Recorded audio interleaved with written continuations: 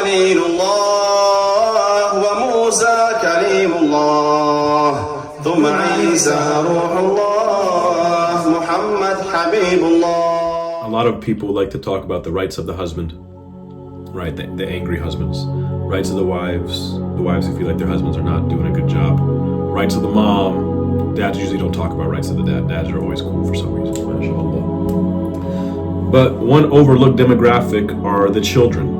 Children have rights, although they don't have those to advocate for themselves. We should advocate for our children and our nieces and our nephews, any child we see that's being treated unjustly. So the parent must support the child if they are poor, do not have enough belongings to meet their basic needs, and they cannot work to sustain themselves due to being young children. Okay. If they're insane, or if they even have an inability to work due to a physical disability or a cognitive disability, irrespective of it being temporary or permanent. It has no bearing whether it's permanent or is temporary.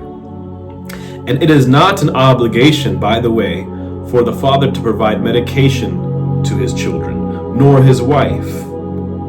It could be anesthesia, it could be Tylenol, it can be epidural, it can be health insurance as a whole, it can be chemo. The husband's not obligated to provide medication to his children, nor the husband to his wife.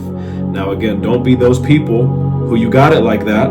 You have the money, but because you have no rahmah, you don't provide these things. And then you say, I wonder why my kids, my wife, everyone's turning on me, because you've taken rahmah out of the equation of the family dynamic.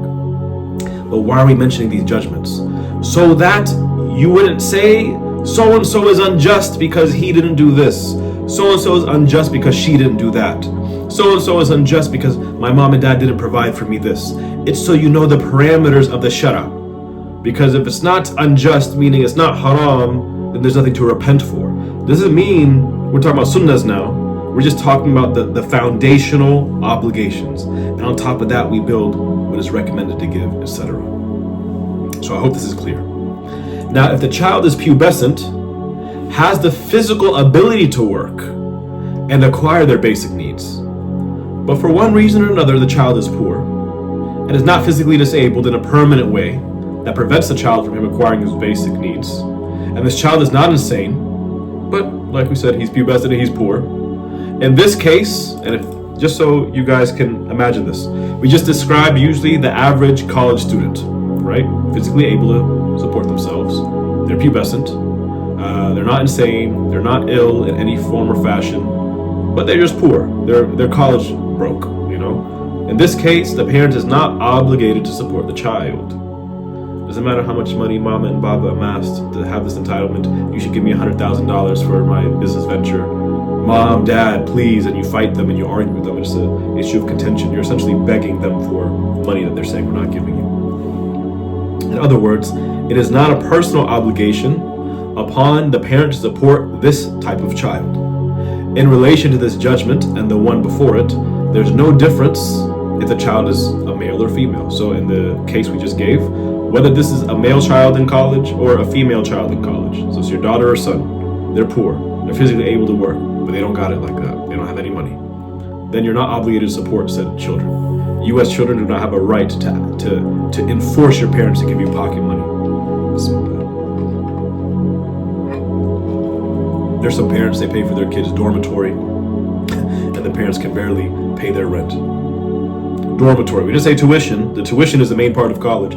They are paying for dormitory, and the parents are wearing the same old jeans. Their car looks like it'll break down any day. They can barely pay rent, and the child is living la vida loca. The child is probably drinking, smoking weed on campus. The child is probably switching their majors 2, 3, 4 times, having no consideration for what their parents are going through. MashaAllah. So in other words, if this father is poor, because everyone always goes to Baba for the pocket money, and he had 3 children, let's say 1 boy and 2 girls, MashaAllah. And the 3 of them are solvent. Then the 3 of them have a stake in supporting their father, right? So it is an obligation upon three of them in equal amounts. You don't say, you're the boy, you support. Because a lot of times people will bring culture, especially the Hadari culture. Well, one of these people don't know the culture. It's qala wa qila, oral transmissions that are not confirmed, it's not written. But even if it's written, it does not supersede, it does not nullify the religion. In the religion, the solvent children, they all have a share, whether they're the son or the daughter, in supporting their poor father, for example. Here's another example. If a girl becomes pubescent and she is physically able to work, but she is poor, then it is not a personal obligation upon her father to support her anymore. Right? So this whole idea of she graduated and she's just sitting at home because she doesn't know what she wants to do, or she's doing some candle business in her garage, or making necklaces or selling hijabs or whatever it may be. And this isn't to knock anyone's hustle, but rather when they fight with their parents in the house, that you shouldn't even be there, or let me put it this way, not that you shouldn't be there, but you have no rights to demand anything in the house, even if your parents are out of line. You have no leverage, right? This world is all about leverage and incentive. And if I am living in my mother and father's house, and I'm arguing, Mom, you don't give me privacy. Mom, why are you going through my things? Mom, why are you cleaning my room? I don't want you to touch my stuff. Mom, why are you getting involved in my personal life? Get out of the house. You're an adult. You are a full-grown adult with a bachelor's degree, or a master's degree, or a PhD. But for whatever reason you've justified in your mind to stay and milk this scenario, you're like a grown baby fighting with mom and baba when actually you could leave, but you like the comfort. And that's as nice as I could be about it, mashallah. There's too many cases of this, it blows my mind. It blows my mind. You are not like in high school.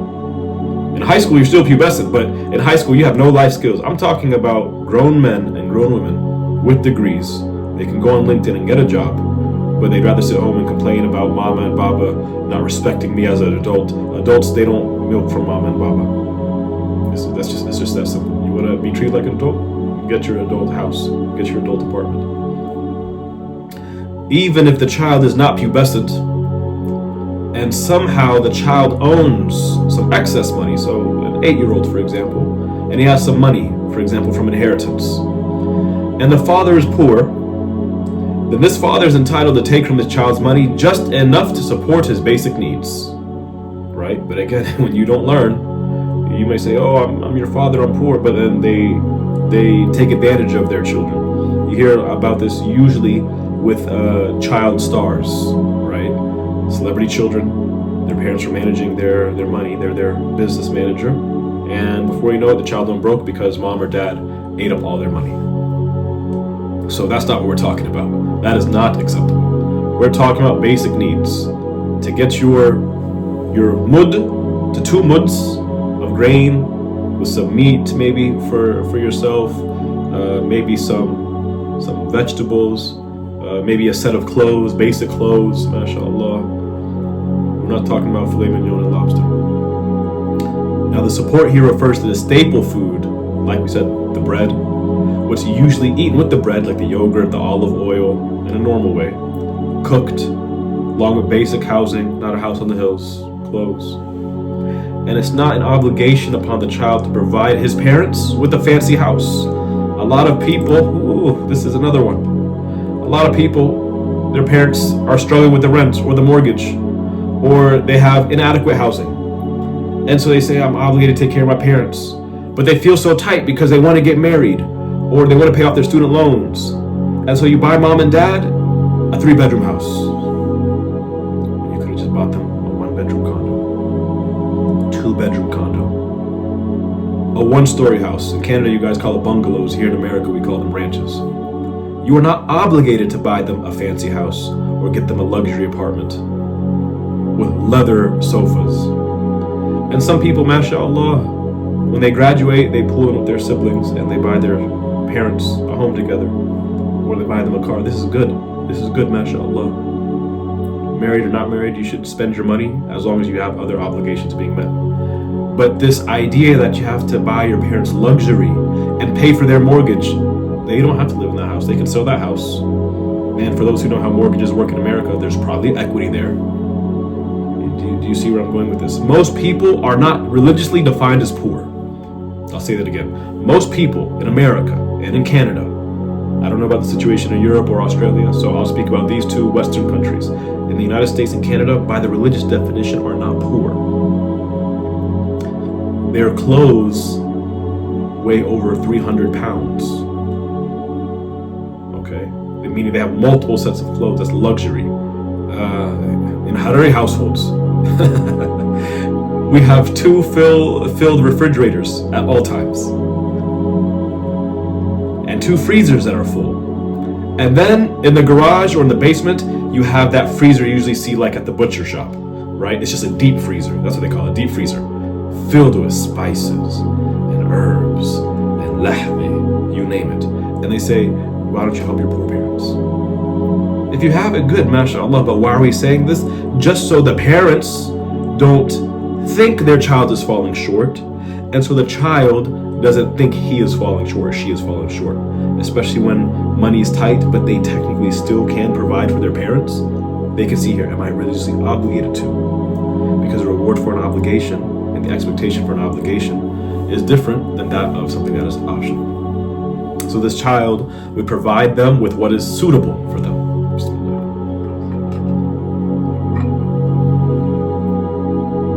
And if your parents are not learned, mashallah, you learned the judgment. So now you know how to treat your child. Don't try to break yourself trying to change your parents. You give them good da'wah the best way you can. As a reminder for myself and everyone, right? We all can fall short at any time. But if you are such a person of justice, then just remember the same thing when it applies to your future children, your friends, your family members, when it comes to their rights. So when we talk about an amount of food in this context, we're talking about the amount of food that makes one feel satisfied, not in excess of that, right? So not to the extent where the child feels like, not the child, my apologies, the parent feels like, okay, now I am full off of this amount of food that my child is providing me. No, just enough to where you don't feel hungry anymore. You feel fine, you feel satisfied. If the child neglects supporting his poor parents, or the parent neglects supporting his poor child when the support is an obligation, then this is a sin. There's no doubt about it. There is no doubt about it, mashallah.